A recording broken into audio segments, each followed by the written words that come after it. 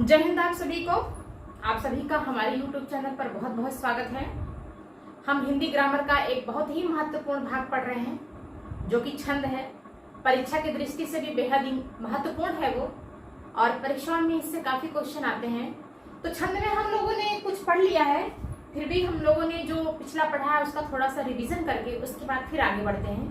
तो चलिए फिर देखते हैं हम लोगों ने क्या पढ़ा था। हम लोगों ने पढ़ा था कि छंद कितने प्रकार के होते हैं। छंद दो प्रकार के होते हैं। कौन कौन से होते हैं? पहला हमने पढ़ा था मात्रिक छंद होता है, और दूसरा क्या होता है? दूसरा होता है वर्णिक छंद। मात्रिक छंद होता है और वर्णिक छंद होता है। मात्रिक छंद भी हमने पढ़ा था। मात्रिक छंद कितने प्रकार का होता है? मात्रिक छंद 3 प्रकार का होता है। पहला होता है सममात्रिक। पहला हम लोगों ने क्या पढ़ा था? सममात्रिक छंद पढ़ा था। दूसरा पढ़ा था हम लोगों ने अर्ध सममात्रिक छंद। अर्ध सममात्रिक छंद, अर्ध सममात्रिक छंद पढ़ा था। तीसरा क्या पढ़ा था? विषम मात्रिक छंद। विषम मात्रिक छंद।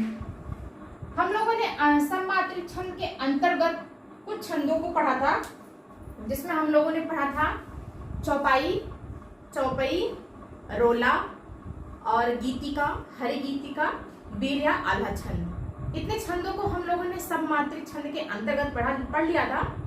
उसके बाद आता है हमारा अर्ध सममात्रिक छंद, जो कि मात्रिक छंद का दूसरा भाग है। तो आज हम अर्ध सममात्रिक छंद के अंतर्गत कौन कौन से छंद आते हैं, आज की क्लास में हम उनको पढ़ेंगे। तो हमारा सममात्रिक छंद हो गया था। आज क्या पढ़ेंगे? आज अर्ध सममात्रिक छंद पढ़ेंगे। और अर्ध सममात्रिक छंद मात्रिक छंद का दूसरा छंद है। क्या? अर्ध सममात्रिक छंद। अर्ध सममात्रिक छंद। और इसके अंतर्गत हम क्या पढ़ने वाले हैं? इसके अंतर्गत हम पढ़ेंगे आज की क्लास में, पहला पढ़ेंगे दोहा, दूसरा पढ़ेंगे हम सोरठा, तीसरा पढ़ेंगे हम बरवे पढ़ेंगे, और चौथा पढ़ेंगे उल्लाला।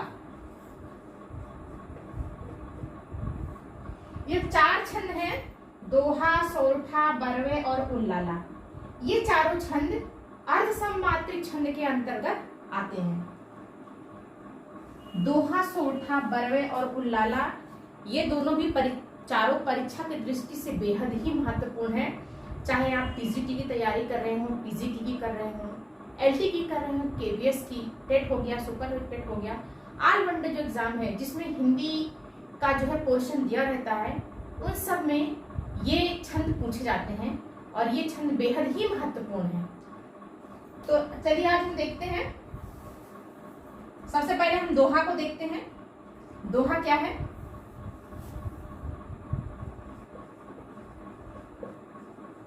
अर्ध सममात्रिक छंद में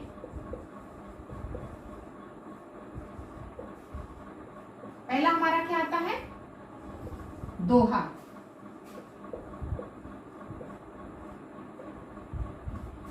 दोहा क्या होता है? दोहा भी एक अर्ध सममात्रिक छंद है। इसके प्रथम और तृतीय चरण में 13 मात्राएं होती हैं, और द्वितीय और चतुर्थ चरण में 14 मात्राएं होती हैं। तो चलिए देखते हैं इसको। दोहा क्या है? यह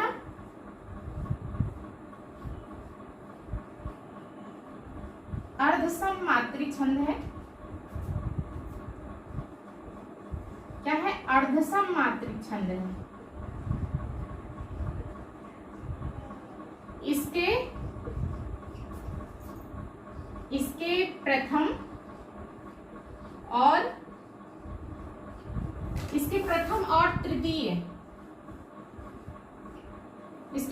और तृतीय चरण में कितनी मात्राएं होती हैं? 13 मात्राएं होती हैं। 13 मात्राएं होती हैं।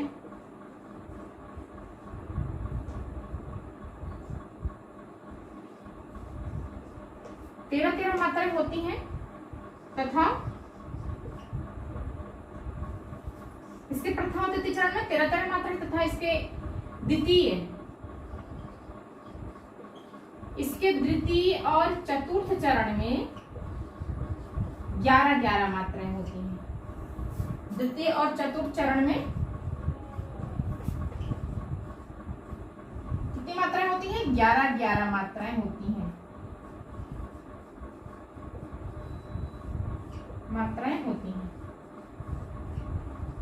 इसके प्रथम और जो तृतीय चरण है इसको विषम चरण बोलते हैं।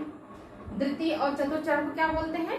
सम चरण बोलते हैं। इसको उदाहरण के तौर पर देखते हैं। जैसे इसका एक उदाहरण अगर हम देखें, इसका एक उदाहरण जैसे है रहीमन धागा प्रेम का, रहीमन धागा प्रेम का मत तोड़ो चटकाए, मत तोड़ो चटकाए। रहीमन धागा प्रेम का मत तोड़ो चटकाए, टूटे से फिर ना जुड़े और जुड़े गांठ पड़ जाए।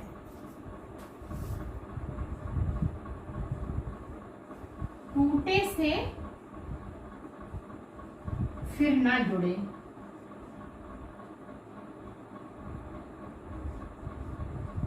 टूटे से फिर ना जुड़े और जुड़े गांठ पड़ जाए,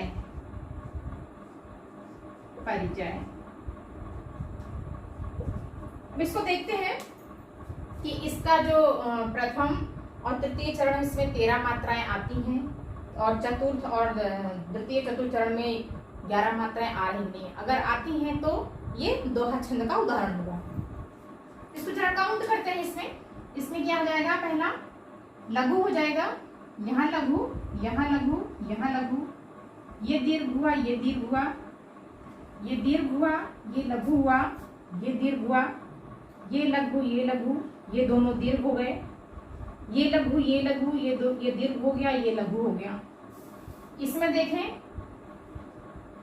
ये भी हो गया दीर्घ, ये दीर्घ हो गया, ये दीर्घ हो गया, ये लघु, ये लघु, ये लघु, ये लघु, ये दीर्घ। इसमें भी ये लघु हो गया, ये दीर्घ हो गया, ये क्या हो गया? ये भी दीर्घ हो गया, ये लघु हो गया, लघु हो गया, लघु, दीर्घ और लघु। अब इनको काउंट करते हैं। 2 2 4 2 6 2 8 2 10 11 12 13। इसमें हमारी क्या 13 मात्राएं आ रही हैं। इसके प्रथम चरण में हमको 13 मात्राएं मिल गई। अब देखिए इसमें 11 मात्राएं हैं कि नहीं। तो 2 2 4 2 6 7 8 9 10 11, इसमें भी हमें क्या मिल गई? 11 मात्राएं मिल गई। इसमें 13 मात्राएं मिल गई। इसके प्रथम चरण को क्या मिल गया? 13 मात्राएं। इसके द्वितीय चरण क्या मिल गया? 11 मात्राएं। अब इसके तृतीय चरण देखते हैं इसमें 13 मात्राएं हैं कि नहीं है। तो 2 2 4 2 6 2 8 9 10 11 12।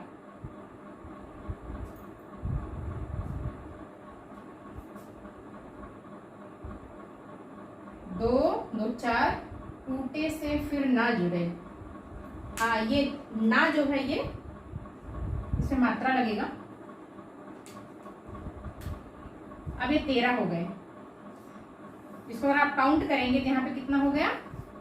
13 मात्राएं हो गई। इसमें देखें जरा, 1 3 2 5 6 7 8 9 10 11, इसमें भी क्या हो गया? 11 मात्राएं हो गई। मतलब इसके प्रथम और तृतीय चरण में 13 मात्राएं हो गई। इसके द्वितीय और चतुर्थ चरण में कितनी मात्राएं हो गई? 11 मात्राएं हो गई। तो ये हमारा क्या हो गया? ये हमारा दोहा छंद का उदाहरण हो गया। इसको आप नोट कर लीजिए। इसके बाद हम सोरठा को पढ़ते हैं। सोरठा जो होता है वो दोहे का उल्टा होता है। सोरठे के प्रथम और तृतीय चरण में 11 मात्राएं होंगी और उसके द्वितीय और चतुर्थ चरण में 13 मात्राएं होंगी। तो इसको आप नोट कर लीजिए, फिर हम सोरठा को भी उदाहरण के साथ में देख लेते हैं।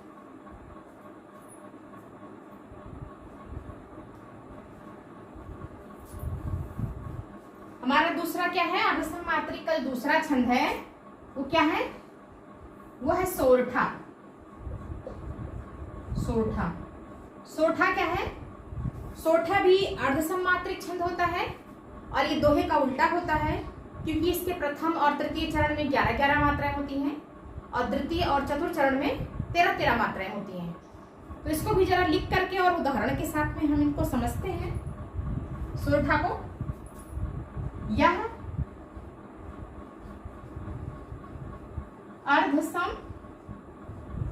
अर्धसम्मात्रिक छंद है।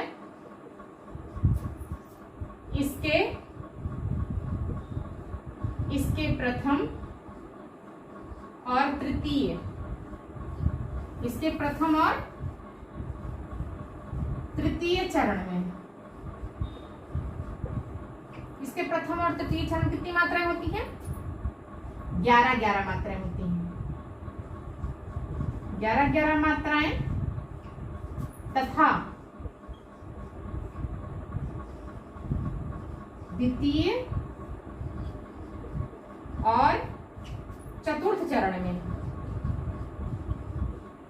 चतुर्थ चरण में और चतुर्थ चरण में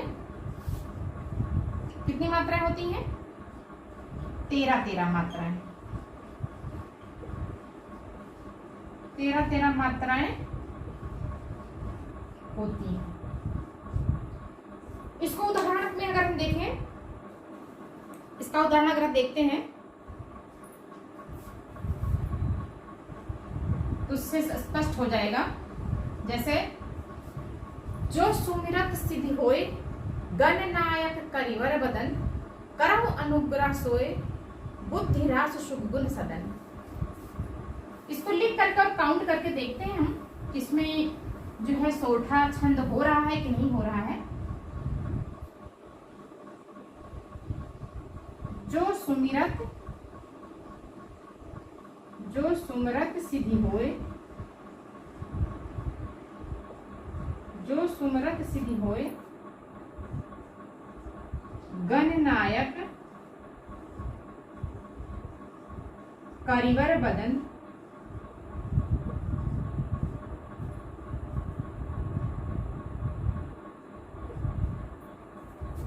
करहु अनुग्रह सोए, करहु अनुग्रह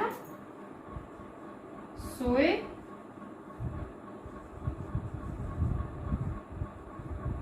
बुद्धि राशि कवि गुण सदन।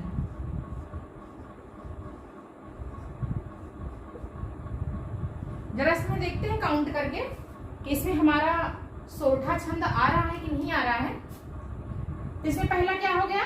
पहला गुरु हो गया, दूसरा लघु हो गया, ये लघु हुआ, लघु हुआ, ये लघु हुआ, इसमें भी लघु हुआ, यहाँ लघु हुआ, यहाँ गुरु हुआ, यहाँ लघु हुआ, यहाँ पे लघु लघु गुरु लघु लघु, यहाँ लघु और यहाँ पर भी लघु, यहाँ लघु, यहाँ लघु, ये लघु लघु।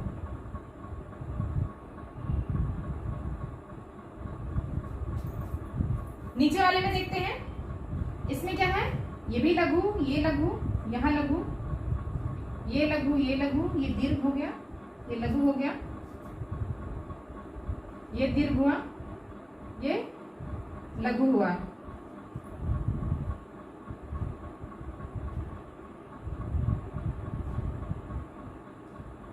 ये क्या हुआ? लघु हुआ, ये दीर्घ हुआ, ये दीर्घ हुआ, ये लघु हुआ, ये भी लघु हुआ, ये लघु हुआ, यहाँ लघु, यहाँ लघु, ये लघु, ये लघु, ये लघु। अब इनको काउंट करते हैं, देखते हैं इसमें सोठा छंद आ रहा है कि नहीं आ रहा है। 2 3 4 5 6 7 8 9 10 11। इसका जो प्रथम चरण है उसमें कितनी मात्राएं होनी चाहिए?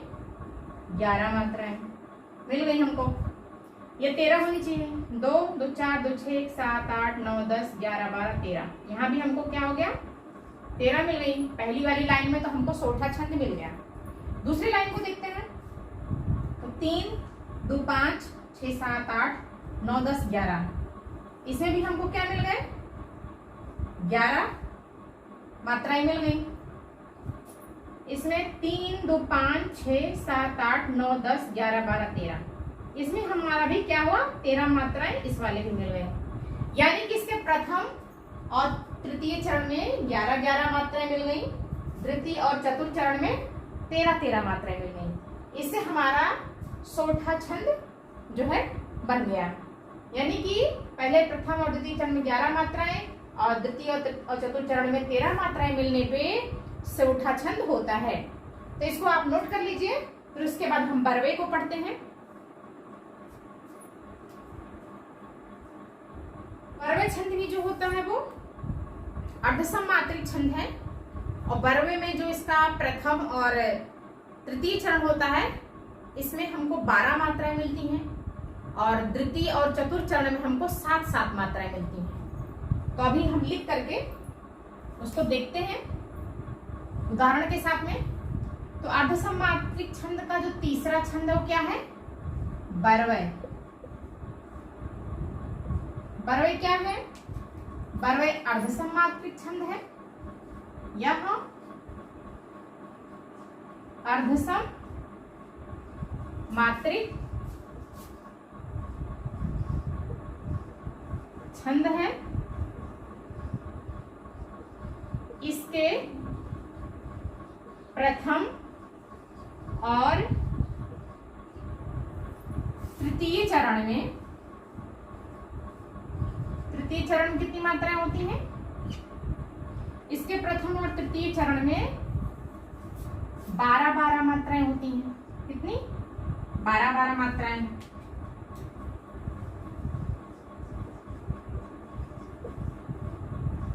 तथा द्वितीय और चतुर्थ चरण में कितनी मात्राएं होती हैं, द्वितीय और चतुर्थ चरण में इसके 7 मात्राएं होती हैं। कितनी, 7 मात्राएं इसमें होती हैं।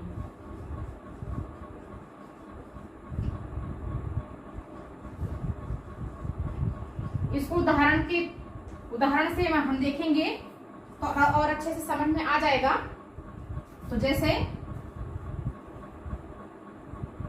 इसका उदाहरण है, वाम अंग शिव शोभित, वाम अंग शिव शोभित शिवा उदार,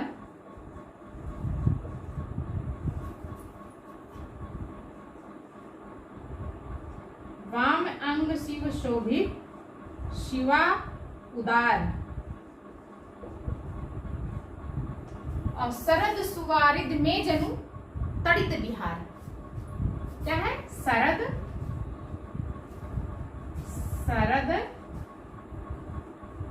सुवादिर में जनु तड़ित बिहार।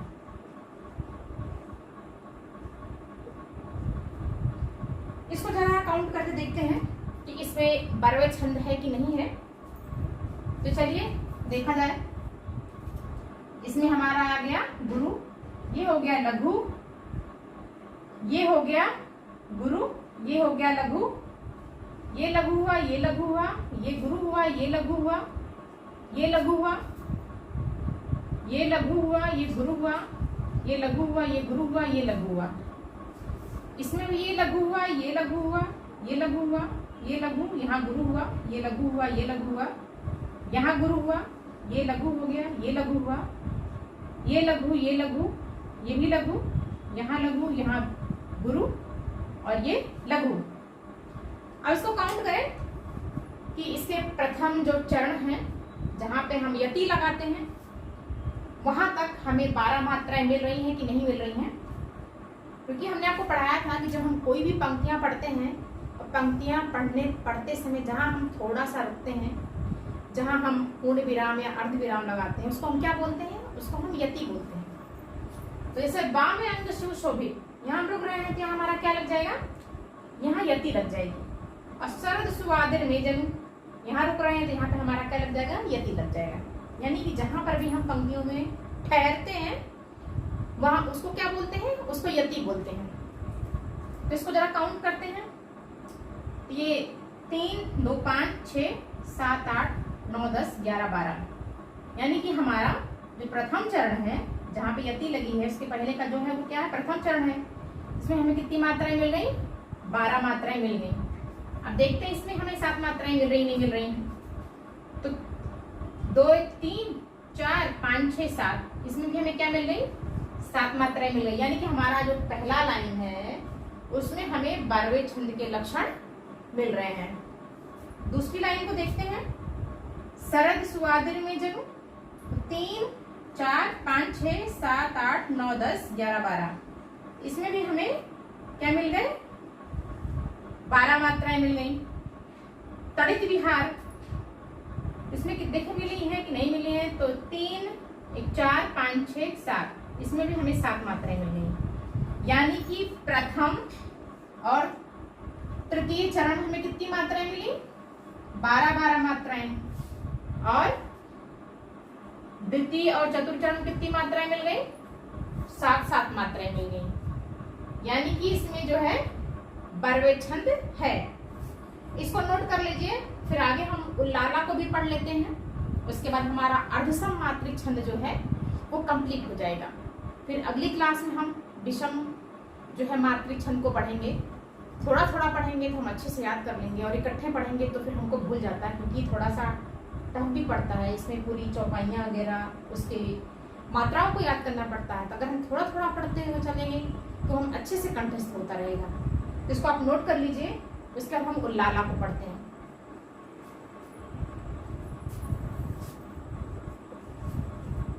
हमारा जो चौथा छंद है वो क्या है, वो उल्लाला है।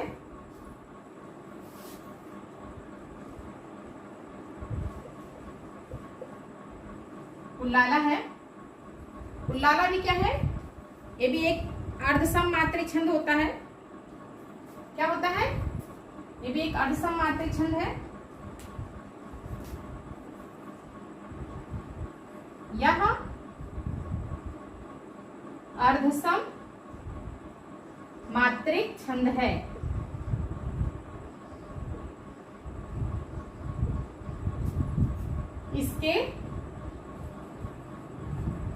इसके प्रथम और तृतीय चरण में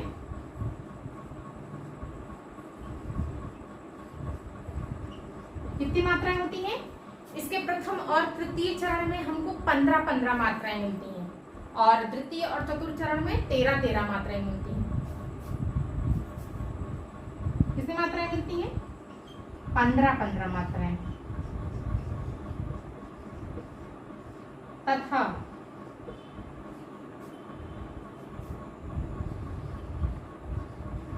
द्वितीय और चतुर्थ चरण में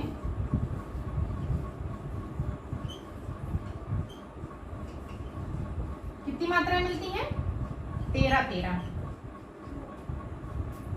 मात्राएं मिलती हैं।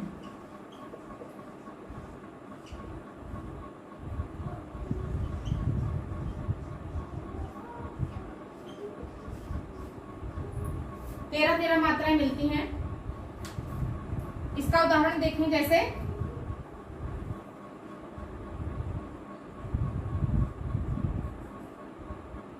इसका उदाहरण है, हे शरणदायिनी देवी तू करती सबका त्राण है, हे मातृभूमि संतान हम, तू जननी तू प्राण है।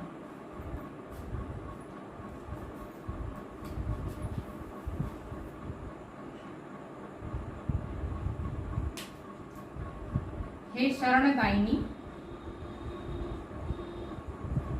शरणदायिनी देवी, हे शरणदायिनी देवी, देवी होगा, देवी तू करती सबका त्राण है,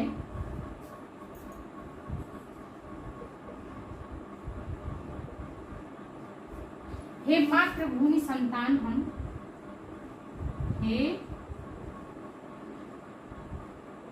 हे मातृभूमि संतान हम,